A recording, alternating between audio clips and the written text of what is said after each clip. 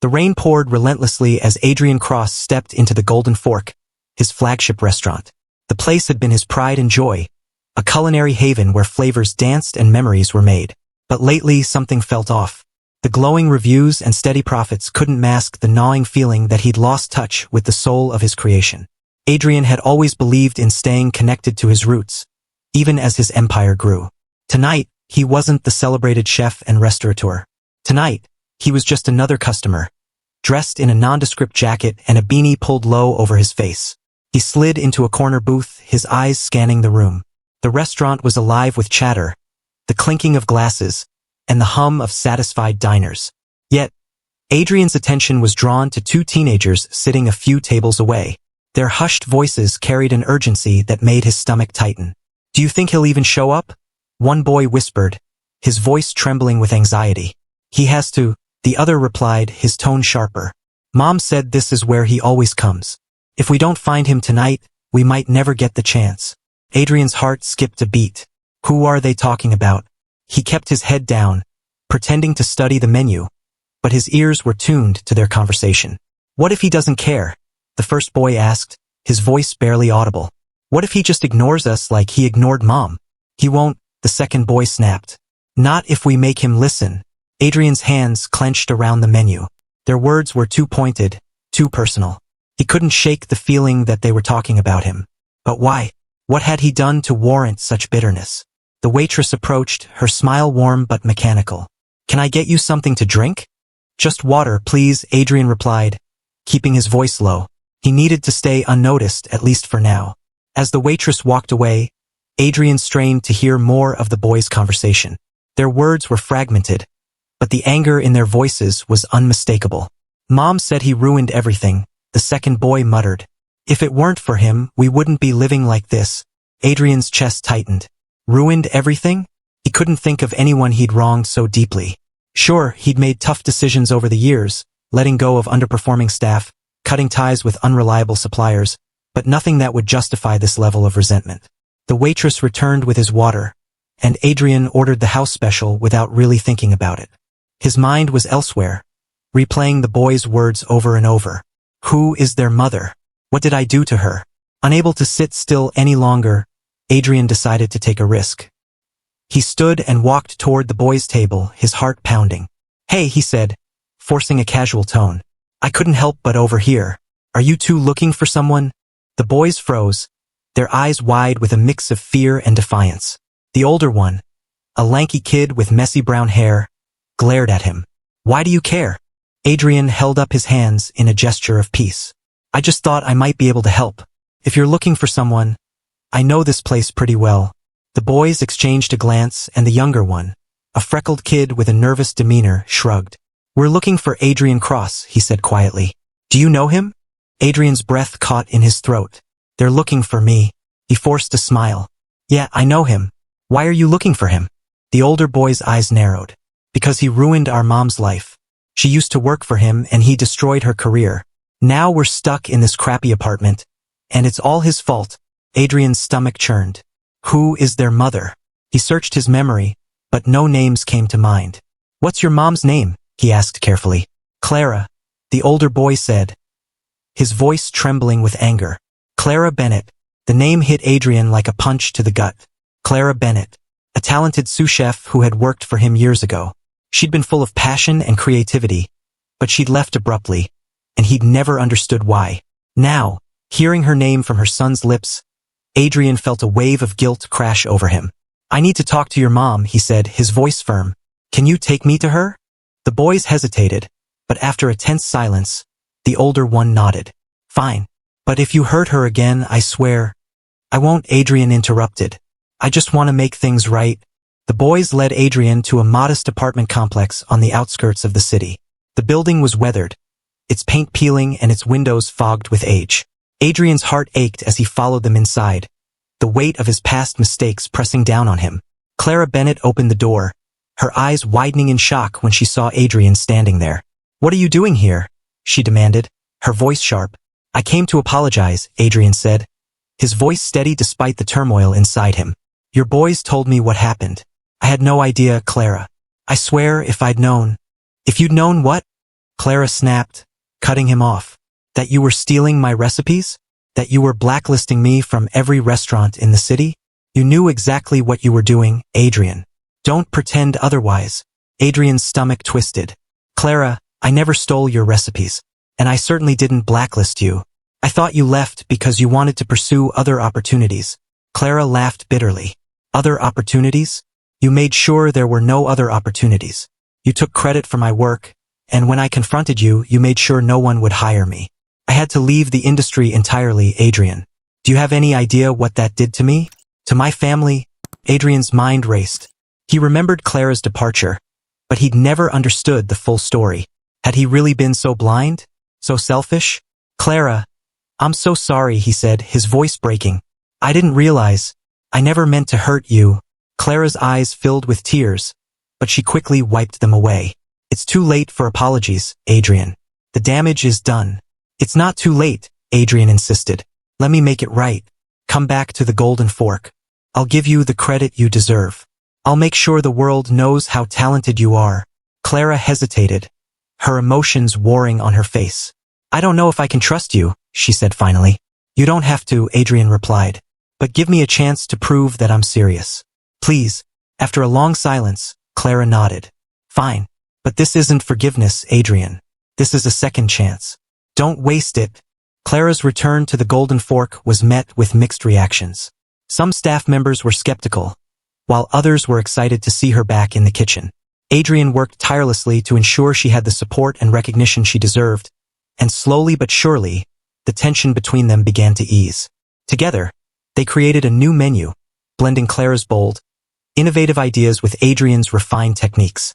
The restaurant flourished, earning rave reviews and drawing crowds from across the city. But more importantly, Adrian began to rebuild the trust he'd lost. Not just with Clara, but with himself. One evening, as the restaurant buzzed with activity, Adrian found Clara standing by the stove, a small smile on her lips. What's so funny? He asked. Clara glanced at him, her smile growing. I was just thinking about how far we've come. If you'd told me a month ago that I'd be back here, working with you, I wouldn't have believed it. Adrian chuckled. Honestly, neither would I.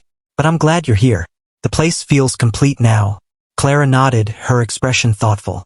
It's not perfect, but it's a start. As the weeks turned into months, Adrian began to see the Golden Fork in a new light. It wasn't just a business. It was a community, a place where people came together to create something greater than themselves. And Clara's return had reminded him of the importance of recognizing and valuing the contributions of everyone who helped build that community. Clara's sons, Jake and Eli, became regular visitors, their initial distrust slowly giving way to curiosity and pride. They watched their mother thrive in her element, her confidence returning with every dish she created. One evening, as the boys sat at a table near the kitchen, Adrian approached them with a smile. You know, he said, your mom is one of the best chefs I've ever worked with. You should be proud of her. Jake looked at him, his expression serious. We are, he said. Then, after a pause, he added, and I guess we were wrong about you. A little. Adrian laughed, ruffling Jake's hair. I'll take it. For the first time in years, Adrian felt a sense of peace. He knew he couldn't erase the mistakes of the past, but he also knew that redemption wasn't about perfection. It was about trying, learning, and growing. And as he watched Clara and her sons laughing together in the restaurant that had once been the source of so much pain, Adrian realized that the journey was just beginning. Just as things seemed to be settling into a new rhythm at the Golden Fork, a storm was brewing, both literally and figuratively. A food critic from a prestigious magazine, known for her scathing reviews, had booked a table for the following evening. The entire staff was on edge, but no one felt the pressure more than Clara. This was her chance to prove herself not just to Adrian, but to the world. Adrian noticed Clara pacing the kitchen, her hands trembling slightly as she reviewed the menu. Hey, he said gently, placing a hand on her shoulder. You've got this. You're the most talented chef I know. Clara forced a smile, but her eyes betrayed her anxiety. What if I mess up?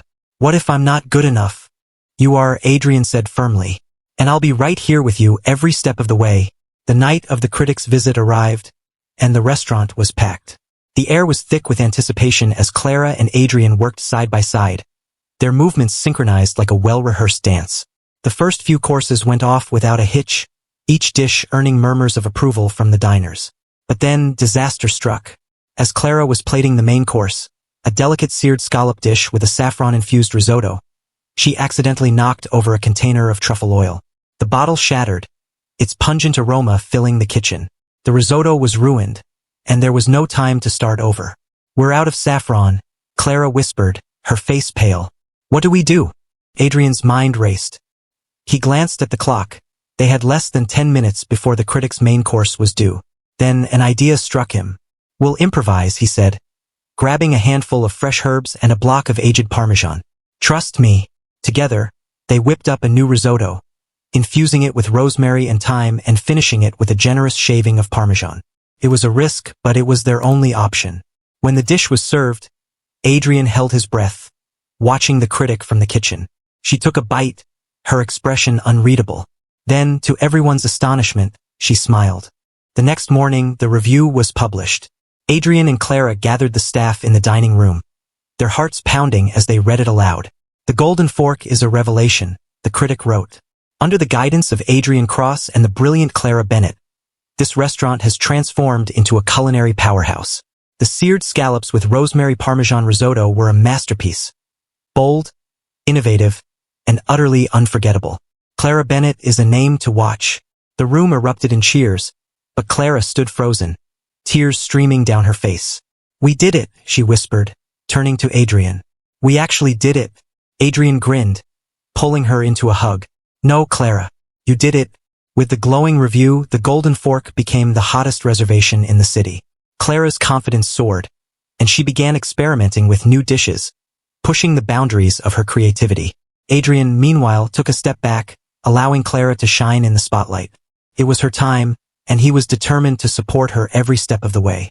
One evening, as the restaurant buzzed with activity, Clara approached Adrian with a proposal. "I've been thinking," she said, her eyes sparkling with excitement. "What if we opened a second location? Somewhere smaller, more intimate. A place where we can really showcase our vision." Adrian raised an eyebrow. "You mean your vision?" Clara smiled. "Our vision. You've taught me a lot, Adrian. And I think we make a pretty good team." Adrian's heart swelled with pride. "I think so too. Let's do it." Months later, the Silver Spoon opened its doors to the public. The new restaurant was a reflection of Clara's bold, unapologetic style, with a menu that celebrated her journey and her heritage. The grand opening was a star-studded affair, with food critics, celebrities, and industry insiders in attendance. As Clara stood at the center of the dining room, surrounded by applause and flashing cameras, she felt a sense of fulfillment she hadn't known was possible. This was her moment, and she had earned it.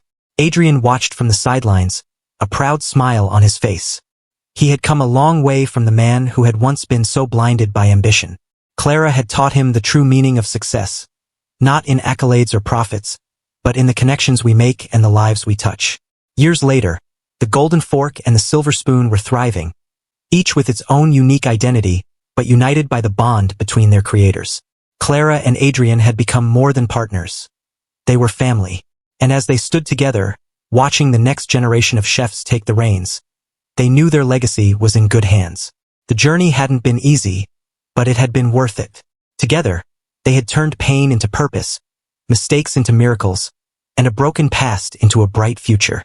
What did you think of Adrian and Clara's journey? Do you believe second chances can truly heal old wounds? Or do some mistakes leave scars that never fade? Let me know your thoughts in the comments below. I'd love to hear your perspective on redemption, ambition, and the power of forgiveness. If you enjoyed this story and want to read more like it, don't forget to subscribe to my YouTube channel. I share new stories, writing tips, and behind-the-scenes content regularly. Hit that subscribe button and turn on notifications so you never miss an update. Your support means the world to me and helps me keep creating stories that inspire and entertain.